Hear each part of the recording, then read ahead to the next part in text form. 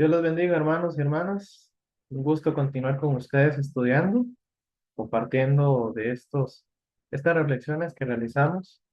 En este caso, pues hablando del conocimiento de Dios, de hablar justamente de nuestro Dios. De hecho, pues les digo así muy directamente que esto que estamos haciendo aquí es teología. Por si en algún momento les ha sonado una palabra muy compleja, teología es el conocimiento de Dios. Teología es aprender de Dios. Así que, de hecho, por ahí he leído y si no mal recuerdo, también algún profesor nos había dicho que todos hacemos teología, porque todos buscamos el conocimiento de Dios, ¿verdad? El día de ayer estábamos hablando en cuanto al atributo de Dios de la justicia, ¿verdad? Y creo que es algo incuestionable para nosotros el tema de la justicia. Hay momentos en los que nos preguntamos por qué Dios no es justo en el sentido de que vemos que pasan tantas cosas, hay mucho sufrimiento, hay dolor. Por ahí vemos muchos salmos que hablan de cómo, por ejemplo, David dice, pero Dios, ¿por qué es que permites que el injusto prospere? Y de alguna forma es como cuestionar la justicia de Dios, ¿verdad? Pero la misma escritura nos atestigua de que Dios sigue siendo justo. Lo que pasa es que la forma y el tiempo en que Él actúa trasciende nuestro entendimiento. Él no está limitado por nuestra agenda. Lo que podemos estar seguros es de que Él va a actuar con justicia en la forma y el momento que corresponde. Y va a dar a cada uno, según la misma escritura testigo, de acuerdo a lo que merece. Y eso nos lleva a la pregunta que quedó el día de ayer en el aire, ¿verdad? Y de hecho, este mismo libro, El conocimiento de Dios, aquí en el capítulo de Dios es justo, presenta esto, ¿verdad? Una pregunta que aquí menciona que Anselmo, que es uno de los considerados padres de la iglesia, Anselmo, que era de Canterbury, dice que él buscaba una solución a esa contradicción aparente entre la justicia de Dios y su misericordia. Dice, ¿cómo perdonas al malvado? Le preguntó a Dios, si tú eres todo justo y supremamente justo. Sigo leyendo textualmente. Entonces buscó en él, o sea, en Dios, directamente una respuesta, porque sabía que la solución estaba en lo que Dios es. Podemos parafrasear el hallazgo de Anselmo de esta manera. El ser de Dios es unitario, en el sentido de que Él no está constituido por muchas partes que trabajan armoniosamente, sino que sencillamente Él es uno. O sea, Dios no es como un rompecabezas y que hay una parte de Él misericordiosa y una parte de Él justa. No, Él es uno solo y todos sus atributos son uno. En su justicia no hay nada que prohíba el ejercicio de su misericordia. Pensar con respecto a Dios, tal como a veces pensamos en un tribunal donde hay un juez bondadoso que es obligado por la ley y sentencia a muerte a un hombre con lágrimas y excusas, es pensar de una manera indigna del Dios verdadero. Dios nunca se encuentra a sí mismo con propósitos encontrados. O sea que dice que a Dios nunca lo vamos a encontrar como pensando, ay, pero es que yo no quiero castigar, ay, pero es que sí se lo merece. No, esa duda, como ese vaivén de emocional, jamás lo vamos a ver en Dios. Ningún atributo de Dios se halla en conflicto con otro. La compasión de Dios fluye de su bondad. Vean, otro de los atributos de Dios. Y la bondad sin justicia no es bondad. Más adelante vamos a retomar este atributo de la bondad. Dios nos perdona porque es bueno, pero no podría ser bueno si no fuera justo. Entonces, Anselmo llega a la conclusión de que cuando Dios castiga a los malvados, solo lo hace de acuerdo con lo que ellos se han merecido. Y cuando perdona a los malvados, solo lo hace porque esto es compatible con su bondad. De esta forma Dios hace lo que está de acuerdo con la realidad de que Él es el Dios supremamente bueno. Y luego dice aquí, una solución más sencilla y familiar al problema de cómo Dios puede ser justo y con todo justificar a los injustos se halla en la doctrina cristiana de la redención. Si usted quiere tener una mejor definición de por qué Dios es justo y a la misma vez justifica a los injustos, vuelva a ver a la cruz. Por la obra expiatoria de Cristo, Dios no viola la justicia, sino la satisface cuando perdona a un pecador.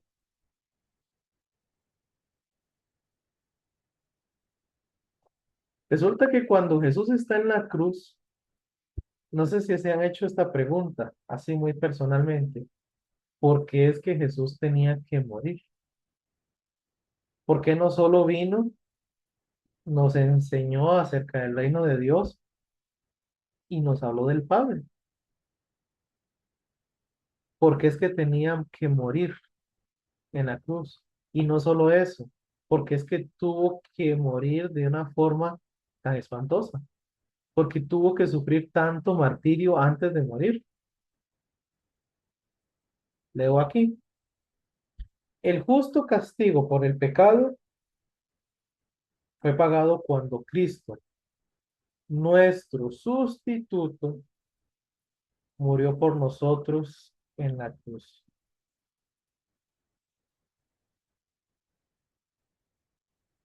Y dice aquí un comentario personal del autor, por desagradable que esto parezca a los oídos del hombre natural, siempre ha sido agradable a los oídos de la fe. Son millones los que han sido moral y espiritualmente transformados por este mensaje y han llevado una vida de gran poder moral y muerto al fin pacíficamente confiados en él. Si Jesús murió en la cruz por nosotros, es porque Dios estaba siendo justo. Él no podía dejar de pagar por el pecado. Él no podía dejar de castigar el pecado de la humanidad. Pero a la misma vez, Él, por amor, por misericordia, por bondad, vean cómo se conjugan todos los atributos en Dios. Por estos atributos de Él, tenía contemplada la forma de ser justo y a la misma vez ser lleno de bondad, gracia y misericordia. Entonces, ¿qué hizo? Él mismo proveyó quién pagaría por el pecado, quién nos iba a sustituir. Y por eso es que Jesús tenía que ser humano, porque era la humanidad la que había pagado, pero a la misma vez tenía que ser Dios, porque solo un humano divino no había cometido pecado y podía llevar sobre sí el pecado de otros. Y no fue de uno, o de dos, o de tres. El pecado de todos los seres humanos que han existido desde el primero que fue creado hasta el último ser humano que vaya a nacer antes de que Cristo regrese. Él va a llevar, y ya, más bien ya llevó el pecado de toda la humanidad. Por eso tenía que morir, para pagar por el pecado de nosotros. Pero por amor y misericordia no fuimos nosotros los que pagamos, que de todas formas no podíamos. Ahí es donde se entiende cómo aplica la justicia y la misericordia de Dios a la vida nuestra.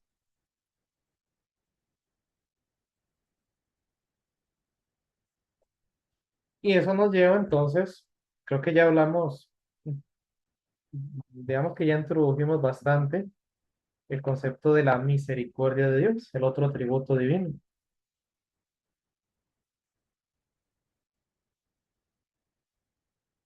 Dice aquí, bueno, resumo un poco este primer párrafo.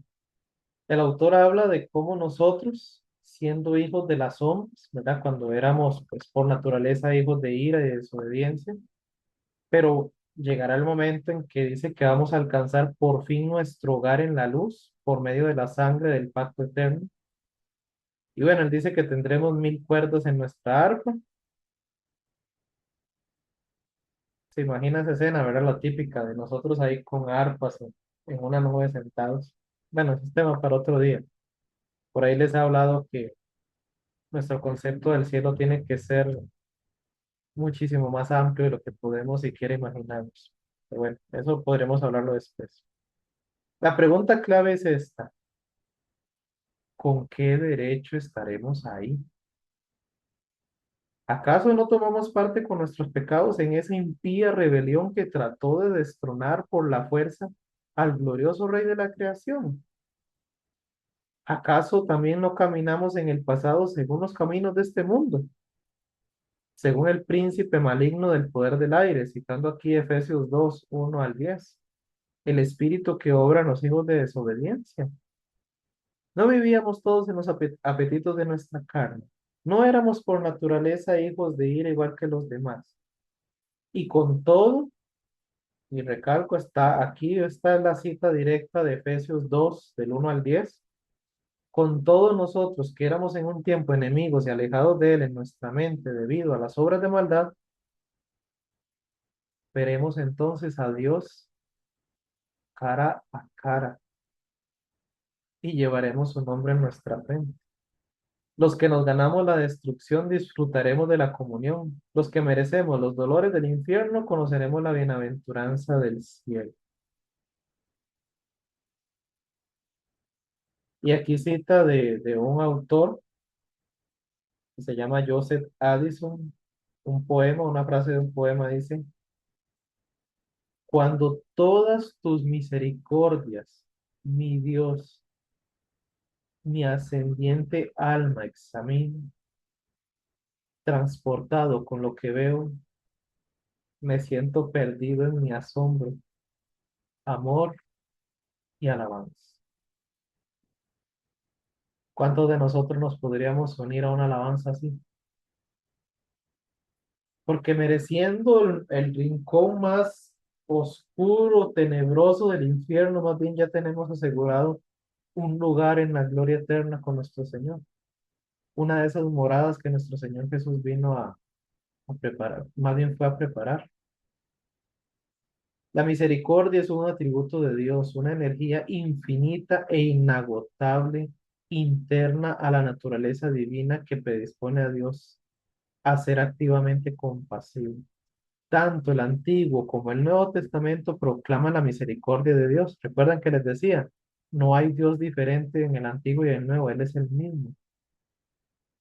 Y aún así es curioso porque acostumbramos a pensar que sí, el Nuevo Testamento habla más de la misericordia de Dios, pero resulta que el Antiguo Testamento dice más sobre la misericordia de Dios, dice 4 veces más de lo que dice el Nuevo Testamento.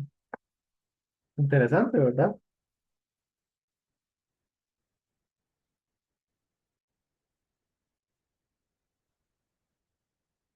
Si pudiéramos recordar que la misericordia divina no es un estado temporal del humor de Dios, sino un atributo de su ser eterno, nunca temeríamos que un día dejase de existir.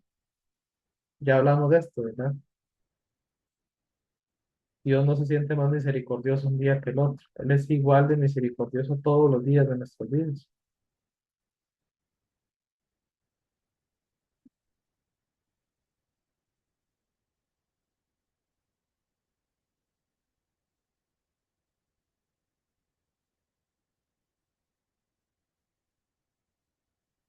Bueno, aquí prácticamente lo que sigue diciendo el autor, ya lo hemos hablado,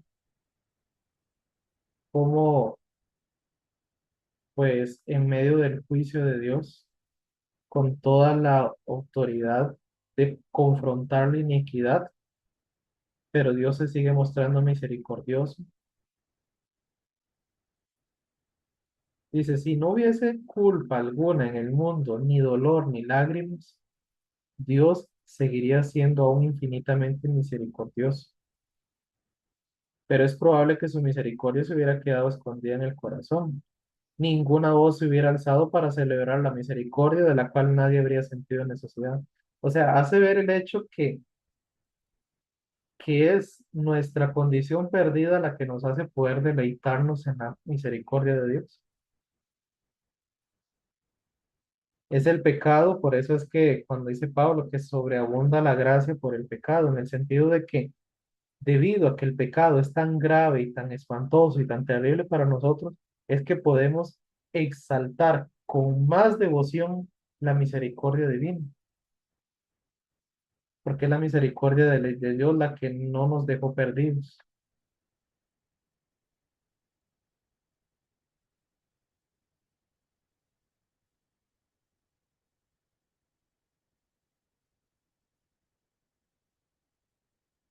Dice, será nuestra incapacidad para capturar el puro gozo de la misericordia gozosamente experimentada una consecuencia de nuestra incredulidad, de nuestra ignorancia o de ambas. O sea, hace la pregunta de que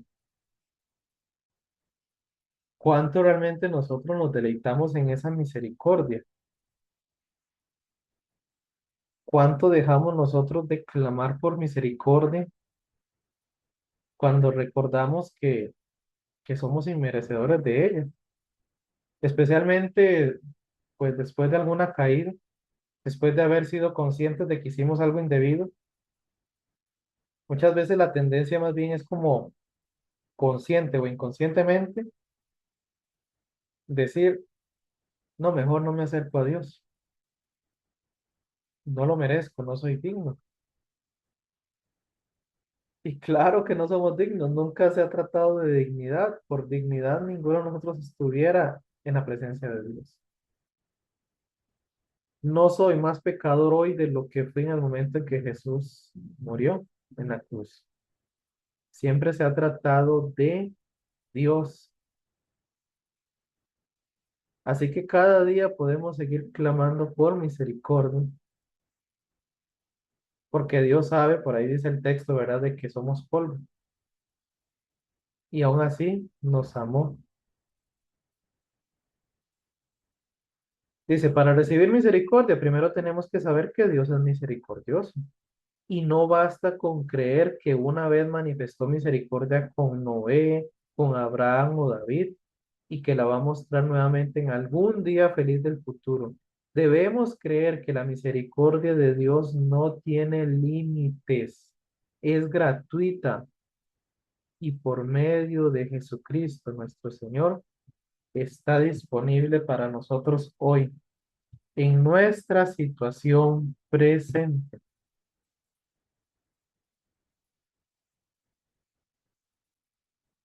Esto me recuerda, y ya para terminar, un texto que habla, que ilustra esto, para que no dejemos de apropiarnos de la misericordia.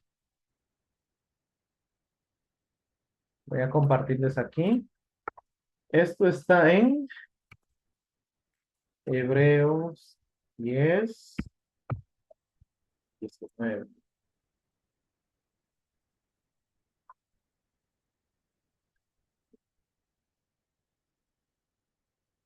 Un segundito.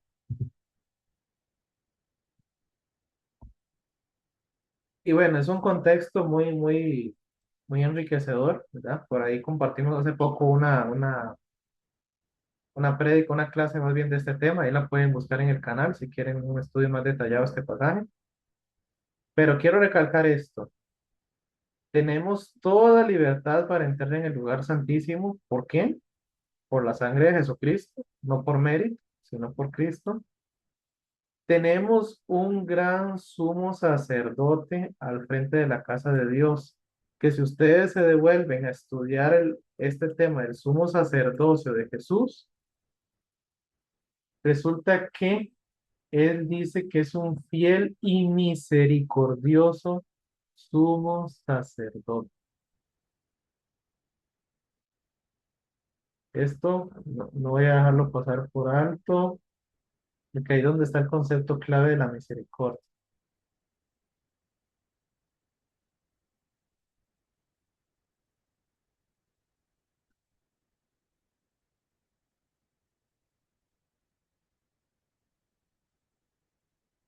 Dice, Jesús tiene un sacerdocio inmutable porque permanece para siempre.